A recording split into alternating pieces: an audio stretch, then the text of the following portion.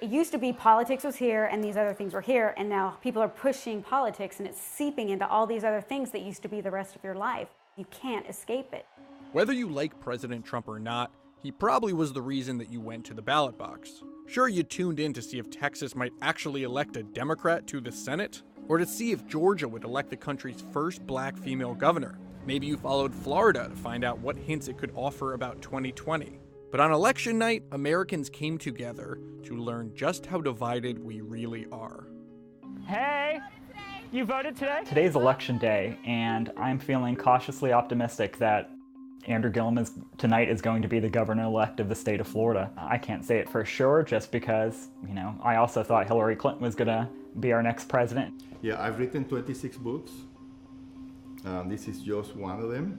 All the Democrats that were very angry that Hillary Clinton did not win the 2016 election, they're very motivated to vote because they're basically voting against Donald Trump. But that enthusiasm is equally the same for Republican Party members.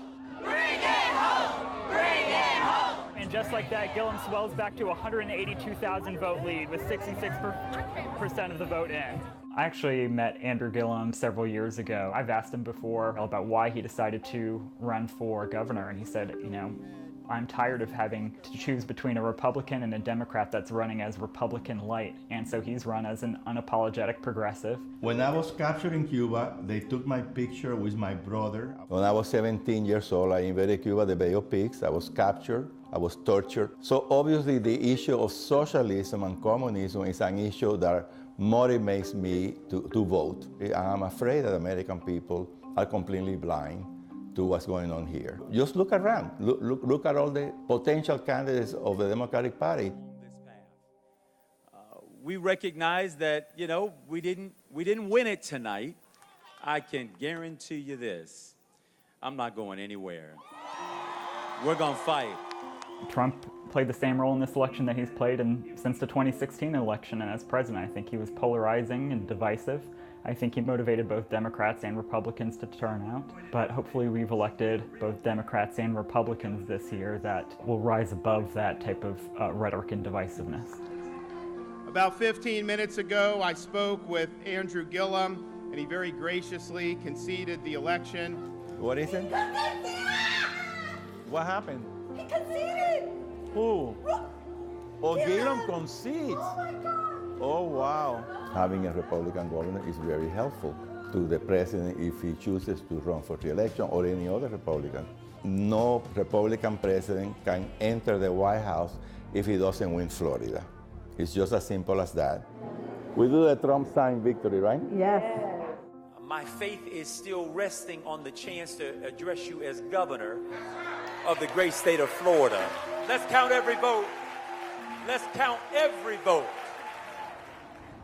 I'm a cruiser. No, we don't call ourselves that. No, that's not a thing. We don't have nicknames. Okay. We're normal people. Right. Welcome, God bless, the patriots who are assembled here who love Texas and love America. Enthusiasm for Ted Cruz is really high in Texas. I like all the stuff he says about fighting for your freedoms to own guns, and your freedoms to be safe and protect yourself. And he clearly loves Texas as much as Texas. He understands the Texas mentality. So when we found out that Beto was running for Senate, a guy from here, from El Paso, we were all excited to help, obviously.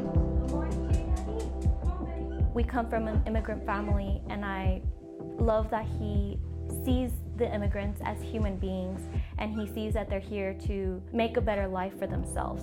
I do take what Trump, his views on immigration, to heart. He represents the United States, and I feel that no one, especially a leader, should speak so harshly about human beings. What's interesting about that term immigration is that, and I get accused of this of being a Republican, that we're anti-immigration, but we're very pro-immigration. We just want to know who's coming in and keep it ordered and lawful and Controlled. I was not much of a Trump person. I would say I begrudgingly voted for him, but in the last 2 years I've become a big Trump supporter, not so much for anything that he says, but for his actions. I'm actually happier than I've ever been. I've been a Republican for maybe about 20 years. And for so long, it was so frustrating. They were so, like, you would hurl a name or accusation and they would fold or apologize. I think this is one of the reasons Donald Trump won. When they tried that with him, he said, no, I'm not backing down. And they were so excited after all these years to have a Republican who stood up for himself.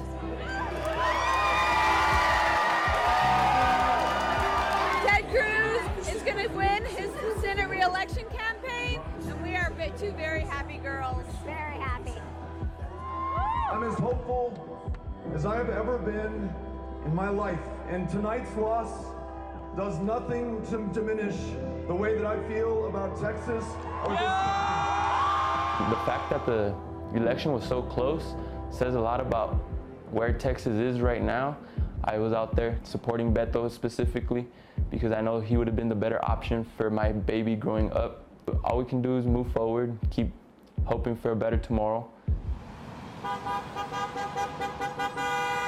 Spelman is very big on our sisterhood, and so the fact that we do have Stacey Abrams, who is an alumni, running for governor is very important to us. Being able to see someone who looks like us, someone who's gone through the same experience, kind of shows us that, no matter what, that we can achieve whatever we want to do. Because Georgia still has a decision to make. I haven't missed an election yet. Obviously, I'm kind of a huge politics nerd, so as a young voter, I was really happy to see people my age stepping up and joining in. I voted for Republicans, so that's Brian Kemp.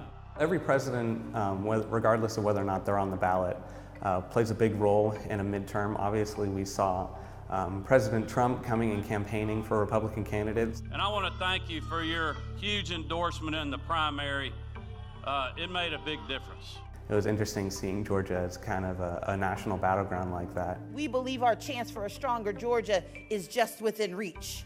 Because of Donald Trump, it was very important to put someone in office that provides me with a greater sense of confidence, with a greater sense of safety, to know that being Black, being a woman in Georgia, in America, that my rights are protected, that my privileges are protected, that who I am is not threatened. I think that most people in this country don't dislike each other anywhere near as much as it may seem at first glance. The Republican leadership have done an excellent job making this state a great place to live and work, and I trusted the Republican candidates to continue that legacy. And folks, make no mistake, the math is on our side to win this election.